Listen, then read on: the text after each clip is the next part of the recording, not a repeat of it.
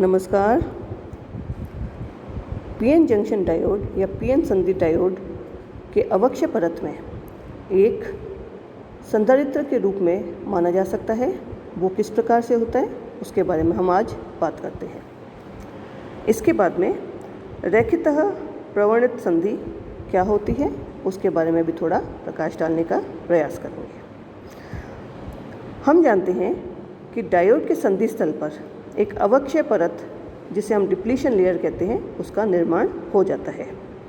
इसके दोनों ओर विपरीत प्रकृति के मुक्त आवेश अधिसंख्य रूप में उपस्थित होते हैं। अवक्ष्य परत इन दोनों प्रभागों को अलग अलग कर देती है। हम जानते हैं एक साइड एन टाइप के चार्ज जम जाते हैं और दूसरी साइड पी टाइप के चार्ज जम जाते हैं। यह पीएन संधि डायोड एक साधारण संधारित्र के समान माना जा सकता है जिसमें मुक्त आवेश युक्त पी तथा एन प्रभाग संधारित्र की प्लेटों के समान तथा अवक्ष्य परत को पराविद्युत माध्यम के समान माना जा सकता है। इस प्रकार विद्युत परिपथ में डायोड एक संधारित्र की तरह कार्य करता है जिसकी धारिता संधि धारिता, जिसको हम अंग्रेजी में जंक्शन कैपेसिटेंस कहते हैं, कहलाती है। संधि धारिता का मान अवक्ष्य परत की मोटाई के व्यतक्रमानुपाती होता है। अवक्ष्य परत की मोटाई आरोपित बायस वोल्टता पर निर्भर करती है। जब हम अग्रदिशिक बायस लगाते हैं तो अवक्ष्य परत की मोटाई कम हो जाती है और इसी तरह से पश्च दिशिक वोल्टता लगाने पर यह मोटाई बढ़ जाती है। इस प्रकार संधि धारिता आरोपित वोल्टता का फलन होता है। इस बात पर भी निर्भर होता है कि संधि के निकट आवेश वितरण किस प्रकार का है, जो कि संधि की रचना की प्रक्रिया पर निर्भर होता है। ये तो हमने बात करी संधि डायोड में धारिता का प्रभाव क्या है उसके बारे में थोड़ा सा हमने बातचीत करी है। अब हमने ये कहा है कि संधि के पास में आवेश वितरण किस प्रकार से है जिससे संधि की रचना हुई है। ये इस प्रक्रिया पर भी निर्भर करेगा कि इसकी धारिता क्या है। तो अब हम देखते हैं इस संधि को बनाने की जो अलग अलग विधियां हैं। सर्वप्रथम रैखिकतः प्रवर्णित संधि जिसको हम लीनियरली ग्रेडेड जंक्शन कहते हैं वो क्या है उसके बारे में हम बात करते हैं। जब हम ऐसी संधि लेते हैं तो इस संधि के आसपास जो अशुद्धियाँ होती है इनका अपमिश्रण रेखीय होता है। इस प्रकार की संधि के लिए अपद्रव्य घनत्व, विभव व आवेश घनत्व का अवक्ष्य परत में दूरी के साथ जो परिवर्तन होता है वो रेखीय होता है। मतलब कि ρ = अल्फा x।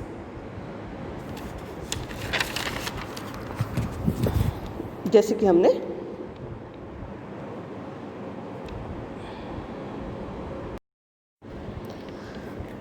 अब हम बात करते हैं ग्रेडेड जंक्शन या लीनियरली ग्रेडेड जंक्शन, या फिर इसको हम कहेंगे रैखिकतः प्रवर्णित संधि क्या होती है उसके बारे में हम बात कर रहे हैं। यहाँ हम एक ऐसी संधि का अध्ययन कर रहे हैं जिसमें संधि के आसपास अशुद्धि अपमिश्रण रेखीय होती है। इस प्रकार की संधि के लिए अपद्रव्य घनत्व, विभव व आवेश घनत्व का अवक्ष्य परत में दूरी के साथ जो परिवर्तन होता है वो रेखीय होता है। जैसे कि आवेश घनत्व अगर ρ है तो ये अल्फा x के बराबर होता है, मतलब कि ये रेखीय है। जैसे कि हमने इस इक्वेशन में दर्शाया है, अल्फा का जो मान होता है ये कांस्टेंट है, ये है E Na + Nd/d। d अवक्ष्य परत की मोटाई होती है। इसमें दाता एवं ग्राही अशुद्धियाँ पूर्णतः सक्रिय है, ये हम मान के चल रहे हैं, इसको हम एज्यूम कर रहे हैं। अब हम पॉइसन इक्वेशन या पॉइसन समीकरण लेते हैं जिसमें d2Vx/dx² = -ρ/ε ये होता है। ρ का मान हम इसमें लगा देते हैं -αx/ε हो जाता है। अब हम इसको अगर समाकल करते हैं तो ये हो जाता है dVx/dx = αx²/2ε + a1। यदि हम x = ±d/2 लेते हैं तो उस स्थान पर हमें पता है कि dVx/dx ये 0 हो जाएगा। इससे हम a कांस्टेंट a की वैल्यू निकालते हैं। a1 = α/8ε d²। तो dV/dx अब अगर इस कांस्टेंट की वैल्यू हम लगाते हैं तो ये हो जाएगा minus alpha X square by 2 epsilon A D square. जब हम इसको समाकल करते हैं फिर से तो ये हो जाता है वी एक्स हमें मिलता है alpha X square by 6 epsilon plus alpha D square X by 8 epsilon plus A two constant है। जब हमने ये वी एक्स लिया है, ये विभव का जो मान होता है, ये कुल विभव अगर हमने फॉरवर्ड या रिवर्स बायस दोनों में से लिया हुआ है तो v माइनस वी बी हो जाएगा। अब अगर हम इसको लगाते हैं तो हम जानते हैं कि v माइनस वी बी, इसको हम कह सकते हैं इस तरह से v D by two minus V minus D by two, क्योंकि जो अवक्ष परत की मोटाई है इसका मान हमने लिया है, संधि को हमने 0 माना है। इसका जो मान हो जाएगा ब्रैकेट में minus alpha by 6 epsilon D by two whole square plus alpha by 8 epsilon D square D by two plus A two bracket में plus alpha D by two plus alpha D square minus D by two plus A two. ये हो जाएगा E D cube upon 12 epsilon, ये इसका मान हो जाता है।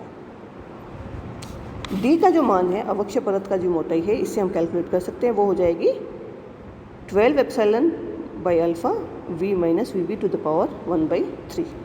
तो Q का जो मान है वो हो जाएगा half D by to A D by to, इसको अगर हम कैलकुलेट करते हैं ये हो जाएगा ए डी स्क्वायर अपॉन 8। इसको अगर हम पुनः लिखें और डी का मान इसमें सब्स्टिट्यूट करते हैं तो ये हो जाएगा ए अपॉन 8 ब्रैकेट में 12 epsilon by A V minus V B whole bracket close to the power 2/3।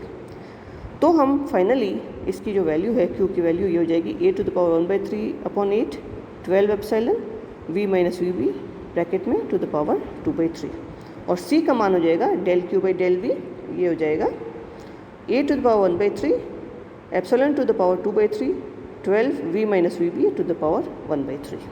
तो ये कुल धारिता का मान जो है वो epsilon A by D farad में हो जाता है, और इसका मान लगभग 10 से 50 पिको फैराड के बीच में होता है। इस चित्र में हमने अपद्रव्य घनत्व वर्सेस डिस्टेंस प्लॉट किया है। हमने देखा है कि जो एन एक्सेप्टर जो ग्राही जो दाता अशुद्धियाँ हैं उसका मान लगभग कॉन्स्टेंट है, सिर्फ अवक्ष परत के आसपास इसमें कमी आती है। पी साइड में ग्राही और एन साइड में दाता, तो इन दोनों का मान लगभग कांस्टेंट रहता है, या तो पॉजिटिव रहेगा नेगेटिव रहेगा, सिर्फ अवक्ष परत पर इसमें चेंज होता है। इसी प्रकार विभव का मान भी लगभग कांस्टेंट रहता है, सिर्फ ये जो डॉटेड लाइन हमने शो करी है इसमें ही परिवर्तन आता है। आवेश घनत्व हमने देखा ये लीनियरली चेंज हो रहा है, जैसे कि इस तीसरे वाले डायग्राम में या तीसरे वाले आरेख में हमने दर्शाया है। तो ये तो हमने बात करी ग्रेडेड पीएन जंक्शन, तो इसको हम रैखिकतः प्रवणित संधि भी कहते हैं। धन्यवाद।